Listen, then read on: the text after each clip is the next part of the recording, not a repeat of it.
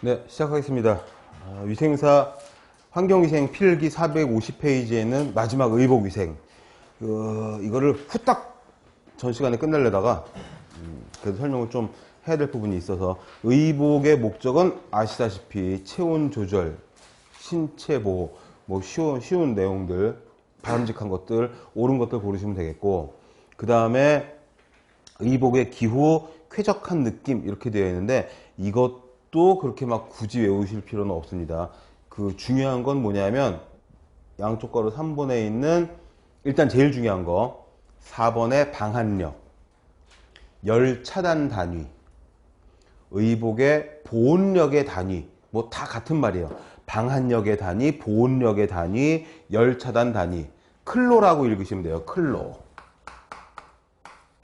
CLO, 클로라고 읽으시면 되고, 중요한 게 뭐냐면 거기에 1클로가 뭘 의미하는 거냐면, 기온이 21도씨, 기습이, 습도죠 50%, 기류가 0.1m/s일 때 신진대사율이 시간당 제곱미터당 50칼로리 정도 될 때 피부 온도를 33도로 유지하는, 그걸 1클로라고 하는데, 뭐 이걸 다 외워야 되느냐 하면, 일단은 중요표시라고 박스나 형광펜으로 묶으신 다음에 일단은 중요하다고 표시를 해 두시면 좋습니다. 왜 그러냐면, 이거를 갖다가 그대로 복사해서 5개를 붙여넣기 한 다음에 기류를 바꾼다거나 기습을 바꾼다거나 신진대사율을 바꾼다거나 피부 온도를 33도를 31도로 바꾼다거나 이런 식으로 쫙 바꿔놓고서는, 그러면 5개의 보기가 다 똑같은데 숫자가 조금씩 다르잖아요. 맞는 것은? 이렇게 물어볼 수가 있으니까 21도 50%, 0.1m/s, 50칼로리, 피부 온도 33도 또는 화씨로는 92도, 이거를 체크를 해 두시는 게 좋습니다. 너무 이런 문제는 진짜 문제를 위한 문제 같아서 나온 적이 많이 없거든요. 근데 가끔 한 번씩 나오더라고요. 최근에는 공무원 시험에도 나왔었어요. 거의 안 나오는 부분이었거든요. 근데 구급 보건직이나 구급 위생직이나 구급 의료기술직 이런 데에 문제가 나왔었어요. 그래서 체크를 좀 해두시고, 조금 쉽게 나오면 요것도 나옵니다. 최적의 방한력을 가지는 옷은 4.5클로 이상 되는 거. 방한화는 2.5클로. 방한 장갑은 겨울철에 끼는 거겠죠. 2클로. 보통 작업복은 1클로. 기온이 8.8도 내려갈 때마다 1클로 이상씩 올라가면 좋다, 이런 뜻입니다. 아무튼 의복 위생에서는 요 클로하고 방한력에 단위 요 클로하고 그 최적 방한력을 나타내는 옷들, 그 다음에 나머지 것들은 위에 거를 1, 2, 3번, 4번, 1, 2, 3번을 그냥 지나왔는데, 1번은 뭐냐 하면은 의복이 갖춰야 할 조건이어서 열 전도성. 열 전도성이 큰 거부터 작은 거 순서대로 있는 겁니다. 열 전도성이 크다는 말은 뭐냐면 열 전달이 잘 된다는 거잖아요. 열 전달이 잘 되는 게, 가장 잘 되는 게 목면이나 마직. 열 전달이 그거보다 덜 되는 게 견, 그 다음에 동물 털, 모직이라고 하죠. 모직. 열 전도가 가장 안 되는 걸 여름에 입어야 되겠어요? 겨울에 입어야 되겠어요? 겨울에 입어야 되겠죠. 바깥에 찬 공기를 피부에 가장 전달을 하지 말아야 되니까 마직, 견직, 모직, 이런 순서대로입니다. 그래서 동물 털을 사용한 그런 두꺼운 옷을 겨울철에 입는 거죠. 함기성은 뭐냐면 공기를 얼마나 품을 수 있느냐. 그러니까 함기성이 커야 열 차단이 잘 되는 거죠. 겨울철에는 함기성이 큰 걸 입어야 되는 거죠. 요즘도 나오는지 모르겠는데, 옛날에 내복 입던 시절에 에어메리 뭐 이런 것들 나온 적이 있었잖아요. 왜 공기를 함유하고 있는 그 내복. 뭐 그거는 치우고 그저 패딩, 오리털이나 거위털 패딩 같은 것들이 뭐예요? 공기를 많이 함유하고 있어서 열 차단을 해주는 거잖아요. 함기성이 크면 클수록 겨울철에 입는 겁니다. 모피, 모직, 목면, 마직. 마는 열 전도성도 뛰어나고 함기성도 적어서 여름철 옷감이 되는 거죠.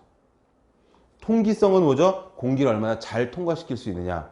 통기성이 크면 여름철에 입으면 좋겠죠. 통기성이 작은 걸 겨울철에 입어야 되겠죠. 찬 공기가 자꾸 들락날락하면 안 되니까. 그러니까 마직, 견직, 모직 이런 순서대로. 5번으로 내려가면 흡습성도 있는데 흡습성은 뭐냐면 수분을 얼마나 잘 흡수할 수 있느냐. 동물의 털이 가장 수분을 잘 흡수하는 잘 흡수하는 견사, 마직 이런 식으로. 그래서 흡수성하고 흡습성하고를 같이 볼 수도 있는데 흡습성은 습기를 얼마나 많이 함유할 수 있느냐, 흡수성은 물을 얼마나 빨리 함유할 수 있느냐, 그런 식으로 보시면 되겠는데 일단 1, 2, 3번에 있는 열전도, 함기, 통기 그거에다가 중요 표시를 해두시고, 그 다음에 의복의 소독은 일광, 열탕, 약물, 고압증기 멸균, 세탁법 쭉 나와 있는데 요것들도 늘 사용하는 방법들이고, 특히 그 고압증기 멸균으로 의복을 소독하는 경우들도 있습니다. 환자복 이런 것들은 멸균을 해야 되니까. 그 다음에 그 환자복 같은 경우에는 가스로 소독력이 있는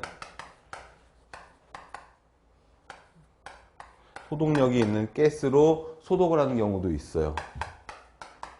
EO 가스라고 하는 게 있어서 에틸렌 옥사이드의 약자인데 EO 가스로 의복, 환자복이라든지 환자 사용했던 시트 이런 것들을 소독하는 경우도 있습니다. 그것까지 하나 체크를 해두시면 되겠고, 그렇게 되면은 일단 필기책에 있는 식품위생이 맞춰졌습니다. 그리고 나서 그 실기책에 있는 환경위생으로 보도록 하겠습니다. 실기는 곤충학도 마찬가지지만 특히나 이 환경위생 같은 경우에는 그림 문제들, 그림을 보고서 어떻게 빨리빨리 잘 골라야 되느냐 이건데, 곤충학에서는 모기의 머리도 나오고 막 그 뭐 있습니까? 저기 파리에 번데기란다. 파리에 애벌레에 후기문 뭐 이런 것들 뭐 굉장히 복잡한 것들이 많이 나오는데, 환경위생에서의 실기는 굉장히 쉽습니다. 2페이지 실기책 2페이지 보시면 환경 측정부터 나오는데 내용들은 다 필기책에 있는 내용과 같습니다. 사진과 그림들의 위주로 수업을 하도록 하겠습니다.